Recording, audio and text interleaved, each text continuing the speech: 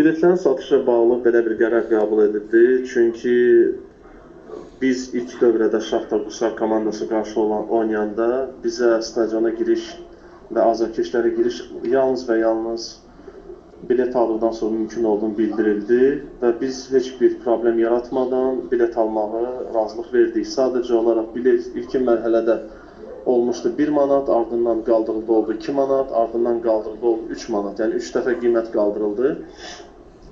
Nəzərə alsaq ki, Şamaxı stadionu yəni köməkçi meydança idi, əsas meydança deyildi və Açıq Arena Bakının mərkəzində yerləşir və Şəfa komandasının ev oyunu qəbul edən stadiondur. Biz həmçinin həmən oyunda aksiyada elan etmişik, yəni biletləri 10 manat qiyməti müəyyən etmişdik.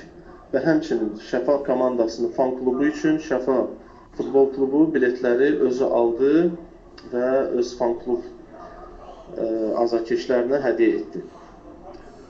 Və bu proseslər getdiyi müddətdə beynəlxalq qanunlara görə biz Şaxtar Qusar klubuna stadionun ümumi tutumunun 20%-ni ayırmalıydıq və biz ayırdıq da. Sadəcə o Şaxtar Qusar futbol klubu rəhbərliyi azarkeşi gətirməkdən rəsmi qaydada imtina etdi və bunu e-mail vasitəsilə təsdiq etdi.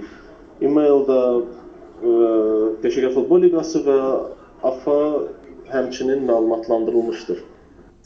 Bu üzdən biletlər növbəti gün çıxdı satışa və satıldı.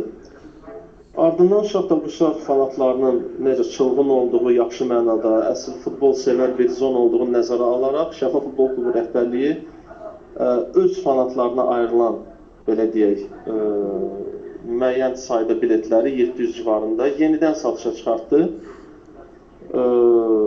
və hesab edirik ki, futbol bayramına görə ümumi öz Azərbaycanlı millətimizin bu futbola olan sevgisini nəzərə alaraq bu addımı atdıq və bugün məlum oldu ki, bugün ayın artıq biridir, may ayının biridir və bütün biletlər hardasa səhər saatlarında Şaxtar Qusar Futbol Klubunun azarkeşləri tərəfindən tam alındı və biletlər bitdi.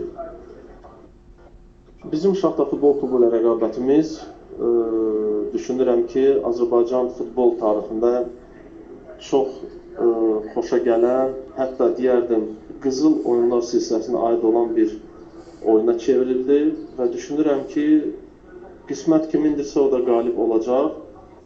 Ən azından hər iki klub azarkeşlərə böyük bir futbol bayramı hədiyyə etdiyini düşünürəm.